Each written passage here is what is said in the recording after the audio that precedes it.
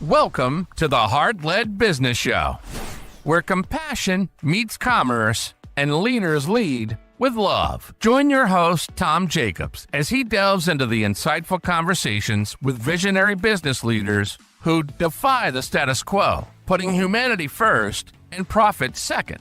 From heartfelt strategies to inspiring stories, this podcast is your compass in the world of conscious capitalism. So buckle up and let your heart guide your business journey. Buzzing your way, folks, we've got a dynamite dame filled with divine diversity.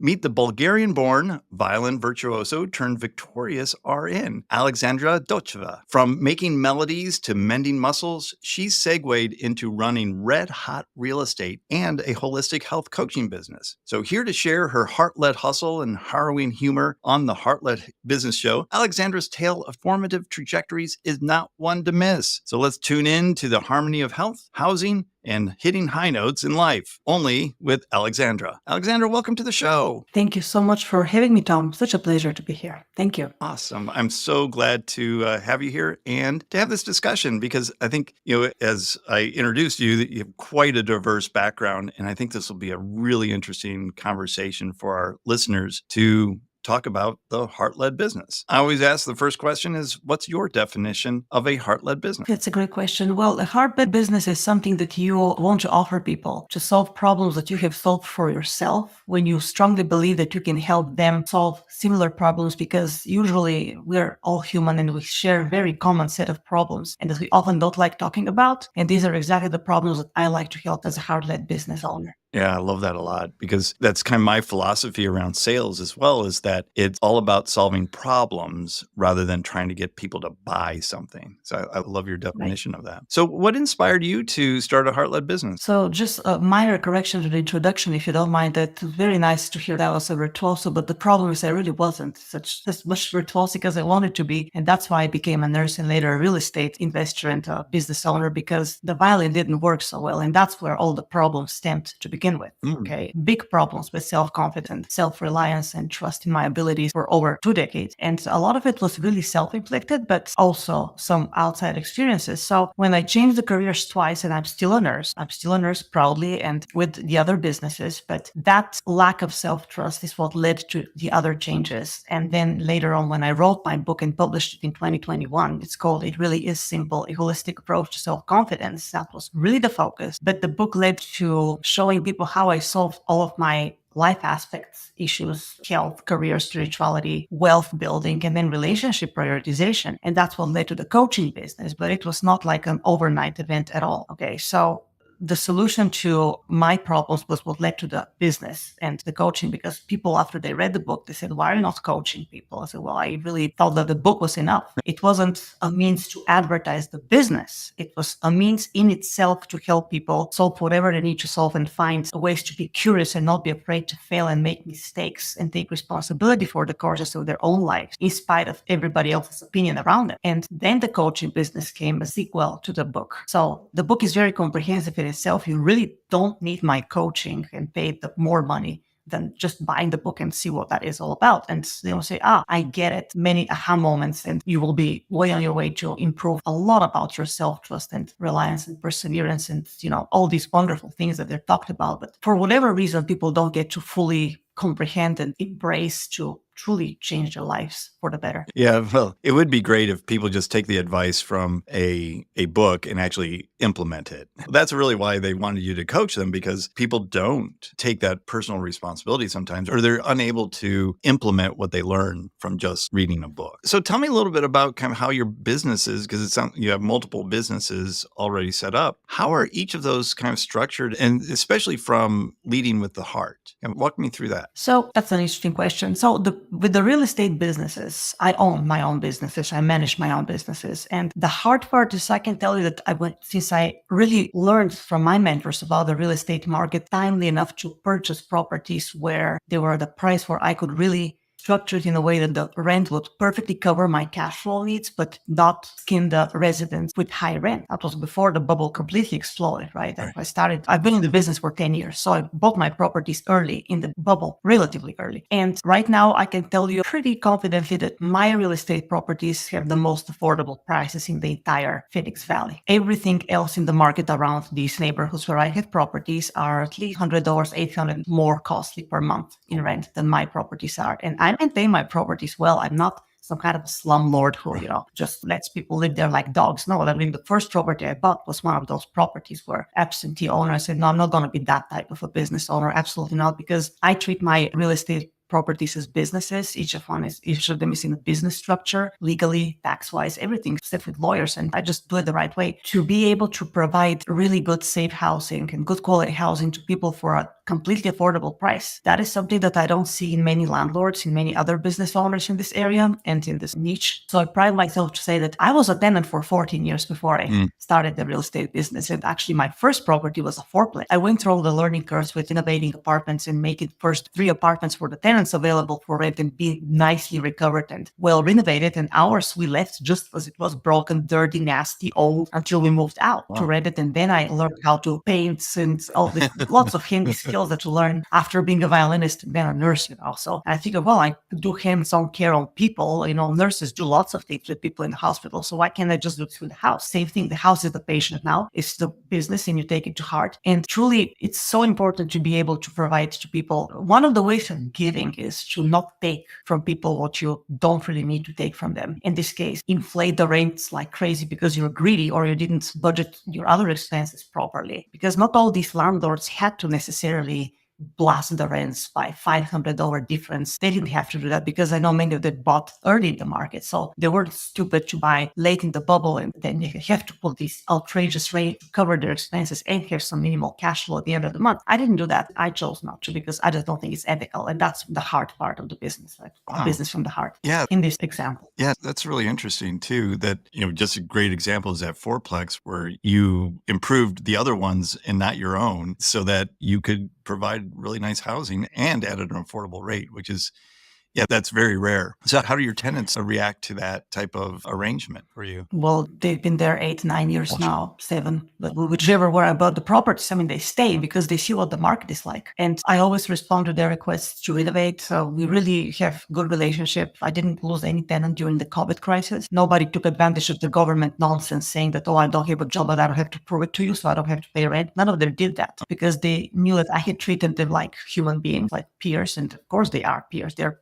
wonderful people who work their butts off to provide for their family. So they appreciated that. They knew they couldn't go anywhere else once the crisis was over. And plus, there was never an issue with these people to try to manipulate me into believing that there was an issue with their salary and they couldn't pay. I never experienced this as a landlord. I was very fortunate, but I had provided the ground for that with my business ethic and treating them respectfully right from the get-go. And I have tenants who have had pretty problematic lives in lots of respects, and I've given them chances to rehabilitate and, and it's worked great. Not always. It didn't always work. I had addictions along the way, but those who worked, they've been there for many years now, and I'm grateful, and it's been great. So what in your history and your backstory that created such a giving attitude that you have? To go into nursing and then to provide really good housing at an affordable rate, that's, I would consider kind of a rarity in this world to have, be such a giver like that. So what kind of prompted you to really lead with that heart? Well, for one thing, as a musician, I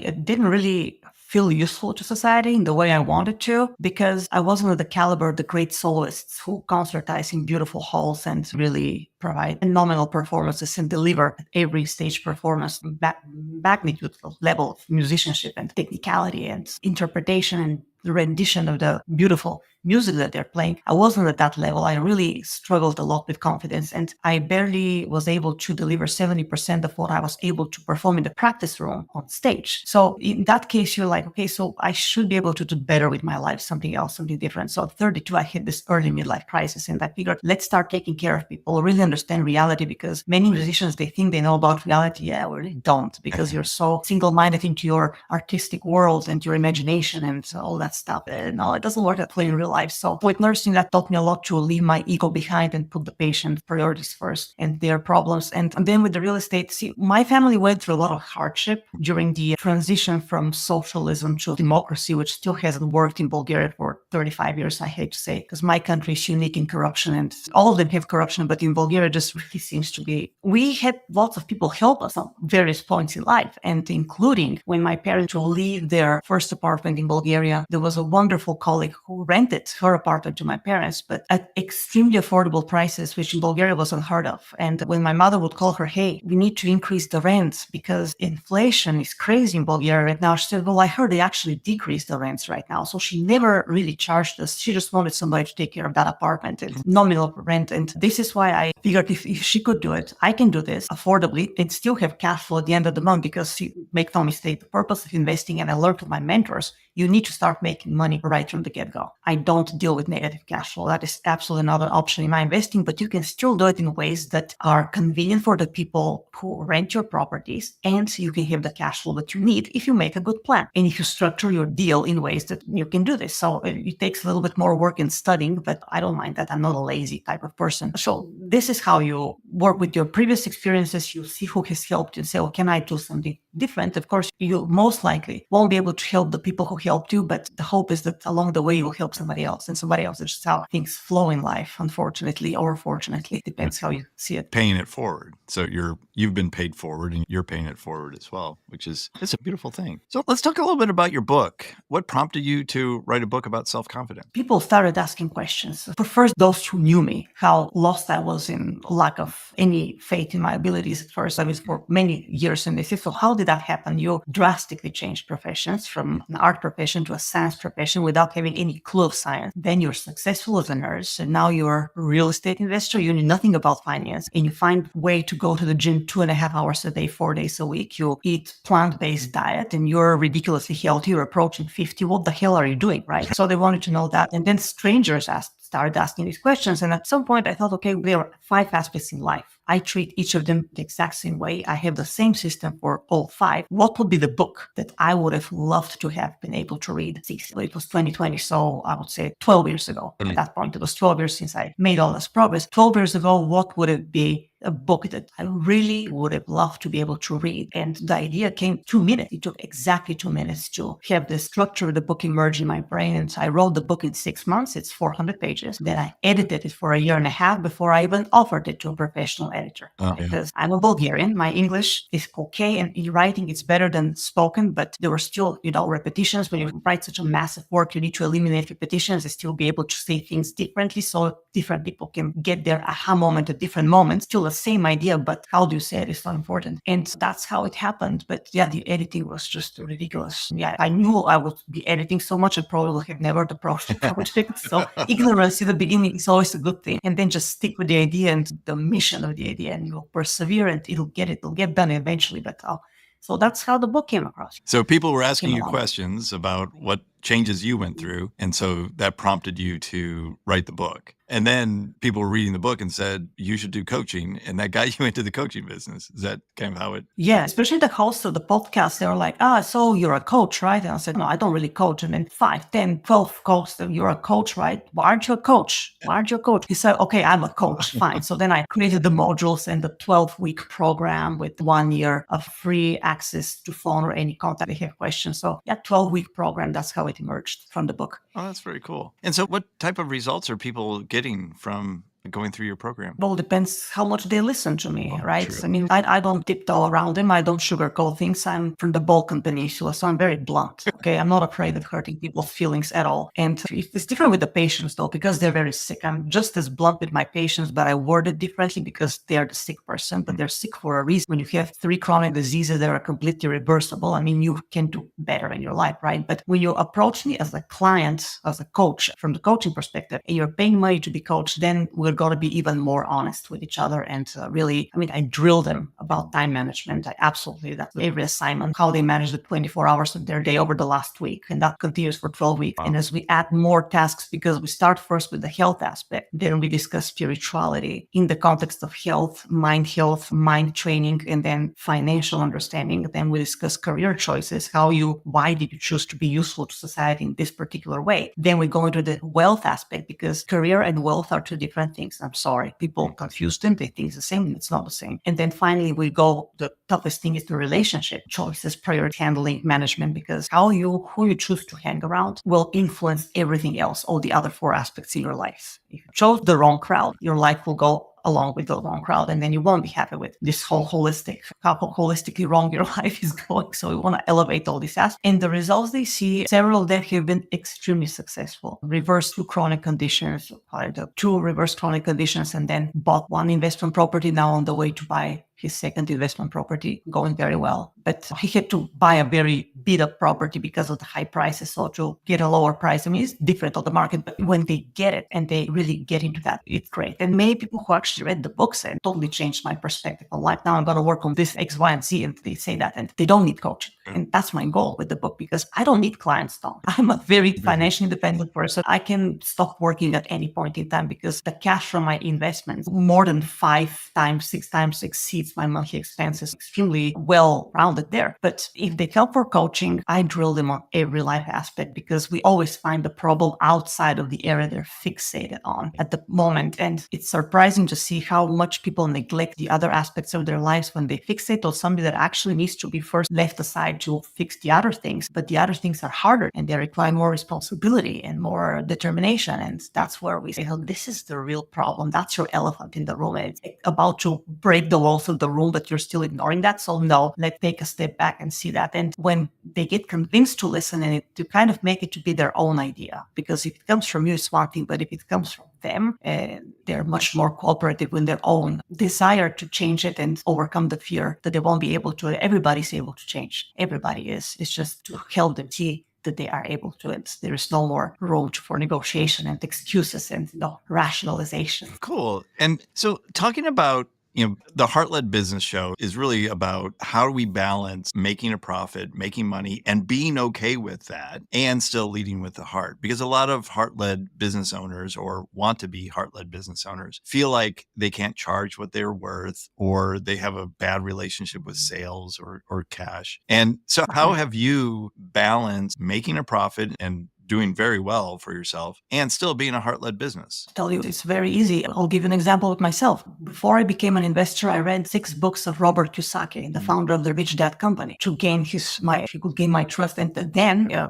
but his books were meant to advertise his business. At that point, I didn't know that. But I learned a lot from the books, but then I really went his coaching online. And there was a great point there that you can not rely on free information to get properly motivated. 99% of people are that mindset. And that was the same with me, because at the time, his course costed a lot of money. From my perspective as a beginning nurse. And I had to really plan to save this money and reimburse my credit card and really do well to not have this awful debt through months interest. And when I applied this and when I invested my own money, which seemed like a lot of money at the time, I was responsible to take action. And I did that, because it's one thing to read a cheap book or somebody tells you, offers you a free webinar. It's wonderful. But if you don't invest your own cash, you don't put your money in the fire, so to speak, your skin in the fire, you won't come it. And I was the exact same case. So that's how I learned, because it was the best money ever spent on that real estate coaching program. And I immediately applied it. Like literally 4 months later, we came to Arizona from Syracuse, New York, and I spent the first month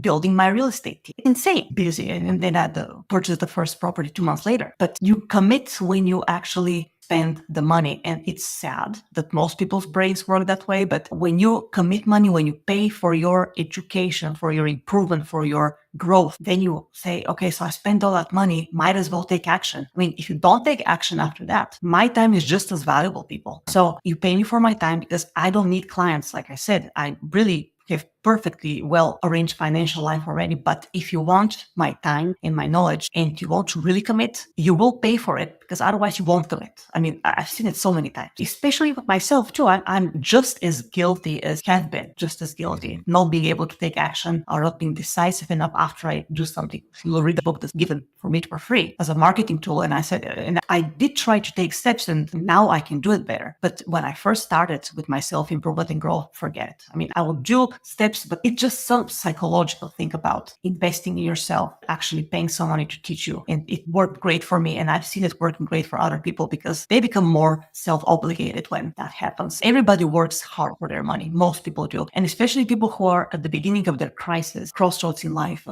bad midlife crisis. They don't have all the money that they want to have. So if that person spends the money, you know they really are serious about their business and you see great progress in them. It's wonderful. And then it pays tenfold afterwards. It's not money lost. Oh, that's great. So just kind of a side question here, but have you ever had to fire a client because they aren't doing the work? Oh, I fired them at the start because see, the first coaching session is free, 1 to 3 hours free. And so I instantly know if I will very quickly tell when the conversation is going the wrong direction. How many justifications they have for their laziness, for their reluctance to do this and this. I can tell because people's behavior tends to repeat. And I just want to know for how long they've repeated certain mistakes. And it's also very important what motivates them to change because some motives are false and they may or may not know it. But if we discuss that and we see that it's not going to work, I don't even take a penny from them. And that they're fired right from the start. If they start with me, I haven't had to fire them because they're now committed. I mean, we might get some unpleasant conversations along the way, and inevitably happens with some people. But I haven't had to fire them because they're now invested. And plus, there is a contract. I mean, you don't get your money back once you start. You go to the grocery store, you pay for your groceries, and you go home. Same thing. But after an hour, 2, 3 hours of conversation, we can tell if we're not for each other, and we part friends. That's the best way to do because that's like you screen every client that way. Same with residents for your property to do some screening. Can you be wrong with the screenings? Absolutely. But with coaching, it's just a different dynamic. It's not like with the real estate business. So far, so good. Good question, though.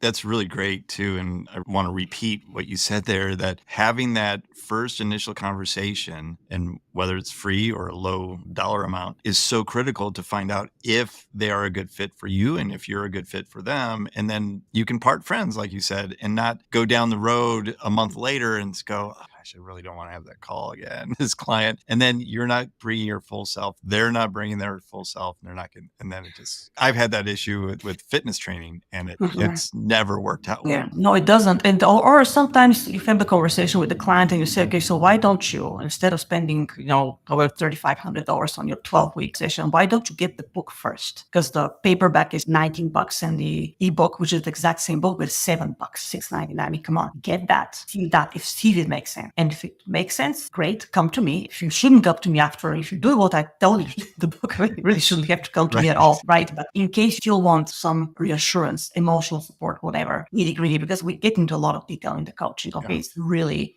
drilling them with details and extremely intense, and I hold them accountable for a lot. I mean, some people don't like that. Most people don't. But that's what my coaches did with me. I mean, the first thing was the time management tool. It's just so important to see how much time you waste. And it was funny, Tom, because when I had to fill that time thing for my coach for a week, I started doing what I said, and then I started changing it because I realized what I was going to write was stupid because I did something completely timed. Okay, so I have to really write what I did, and then the next week I'll do better because, and you confront your own lack of integrity when you say that you spent 4 hours doing things that didn't contribute to your personal growth, and you want to tell your coach that you didn't do that. It's because I'm lying now. So no, let's say that in the course. Said, so well, these 4 hours on Monday, why did you exactly have to do this and not this? I said, well, yeah, I know. Next week I'll do better. Honestly, I did better, and I get an honest account for the coach. So this is really important, and everything depends on your time management and discipline. Yeah, and well, those tools of any kind of tracking tool is so valuable. Tracking your time, tracking your sales, tracking your food, even like all of that is so, especially food, right? And I think there was a study done where they had a group of people that same diet, one tracked it, one didn't track, and the people who tracked lost more weight than the people who did not track because they weren't completely honest with what they were eating. So yeah, tracking is such a cool tool. That's awesome. So Alexandra, how can people learn more about you and what you do and potentially get some of your help? I have a website. It's called holisticselfconfidence.com. So they can email me for a coaching session there. They can purchase the book. Here is the book. That's what it looks like. Okay. It really is simple, a holistic approach to self-confidence. Come on. It's not a hard read though. It really isn't, because it's just so, I try to structure it simply as possible. I don't have the largest English vocabulary. I did my best to express myself very understandably, yet I mean, it's not always sugar coated in the book, because like I said, I'm very blunt. So there are some pesky moments there that might irritate some people, but I don't care, because the point is to irritate you so you can start working on yourself and see that, most of what your arguments are BS, right? Because I went through the same path. It's not like I'm tearing somebody apart without first done it with me. And I've described that in the book as well, but holisticselfconfidence.com is the website. There is a blog there. There are coaching material. I mean, the coaching page, you can see what I teach them if they're interested. But like I said, get the book first, if at all, because you will already learn so much about mental techniques to overcome certain handicaps in thinking, in mindset, that you may really not need my coaching in the end. And I hope you don't, if I really did a good job with the book. So holisticselfconfidence.com is where you start. And then here's links to my socials, YouTube channel, Facebook, Twitter, LinkedIn, all that. Awesome. Well, we'll link all that up into the show notes as well, so it'd be easy for people to find it, click there, and check out what you're doing. I want to thank you so much for sharing your story and sharing your advice as well. You've been listening to the Heart-Led Business Show, hosted by Tom Jacobs. Join us next time for another inspiring journey into the heart of business.